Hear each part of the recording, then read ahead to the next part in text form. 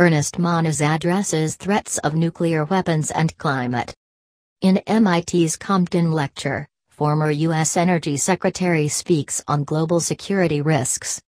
Ernest J. Moniz, who in January left his position as the 13th U.S. Secretary of Energy, spoke on Thursday about his long and ongoing history at MIT, and about his current work focusing on two major threats the world faces: nuclear weapons and global climate change, both of which were central to his role in the last administration.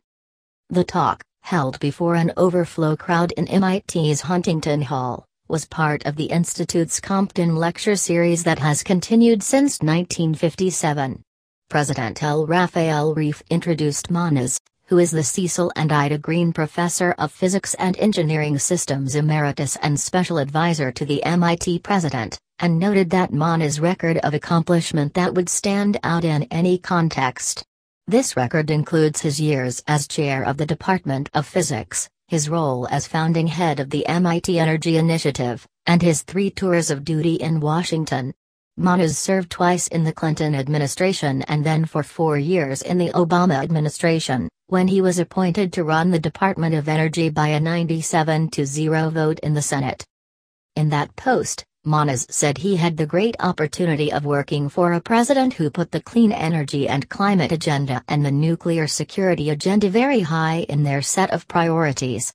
As a result, he was able to play a major role in the achievement of 2 significant international agreements, the Paris Agreement on Climate Change, and the Iran Nuclear Pact, both of which were finalized in 2015. The 2 global threats that these agreements addressed are very different in nature, he said. Whereas the use of nuclear weapons would be a rapidly devastating event, climate change is more like a slow-motion train wreck. Back in 1992, he said, when he began his first stint at the DOE, it seemed that we were on a path to managing both problems. That year saw the signing of the Kyoto Agreement on Climate Change, which, he reminded the audience, is a treaty ratified by the Senate, calling for stabilization of greenhouse gases at a level that is sustainable. We are committed to that, he said. In addition, negotiations led to the beginning of drastic reductions in U.S. and Russian nuclear weapons stockpiles. But the road since then has been far from smooth, and now the Paris Agreement on Climate Change, which Moniz helped to negotiate on behalf of the U.S., is under threat from the new administration and its energy secretary. Bluntly, especially from the point of view of a policymaker, in my view it is completely laughable to say that the state of the science is not one on which we should take a prudent approach, he said, noting that the Paris Accord, to which 197 nations all agreed, represented such a prudent approach. Given the U.S. Congress's insistence, in passing the Kyoto Agreement, that there be full international participation, the consensus reached in Paris represented a significant victory, he said. This path has led us to where we want to go. Under the terms of that agreement, Moniz pointed out, the earliest the U.S. could actually withdraw from it, as the Trump administration has pledged, would be November 4, 2020, at the very end of its term. He pointed out that with a single storm, Hurricane Irma, a single company, Florida Power and Light, faced an estimated $4 billion in recovery costs. As such storms increase in intensity in a warming world, he said, it's a lot cheaper to mitigate than to adapt later. There's no going back. We are going to a low-carbon future, he added. It's clearly in the cards. If we don't pursue the course, we'll get to the same place, but it will be a rougher road.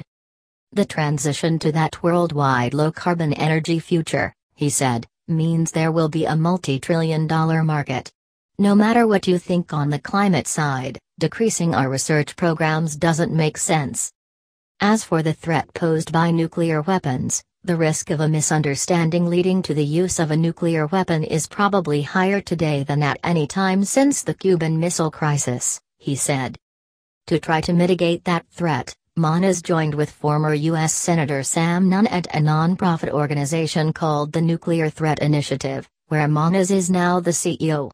The organization advocates for negotiations, modeled on some nuclear weapons reduction programs that worked in the 1980s, to address the threats of weapons of mass destruction.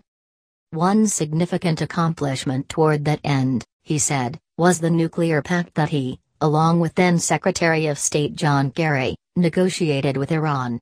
The highly technical agreement, which included meticulously detailed plans for verification measures, was made possible in part by the fact that of the four-person negotiating team, Kerry, Moniz, and their Iranian counterparts, 3 had PhDs from American universities, 2 of them from MIT, and all of them were able to negotiate in English without needing translators. That agreement, he said, with its strong verification, buys us a decade or 15 years of time, which could be used wisely to negotiate further. If, instead, this administration fails to certify Iran's compliance, even though the IAEA says they are doing everything they are supposed to do, our European friends, who are also party to the agreement, are going to be not happy. That's one more opportunity to put a wedge between us and our allies. As for North Korea, he said, an approach is needed that looks more broadly at the situation rather than just focusing on the nuclear weapons. We have not had a serious dialogue with China, we are not addressing all the issues that China is concerned with, he said. I think that we do need to restart diplomacy. And that does not consist of choosing the most colorful words you can think of.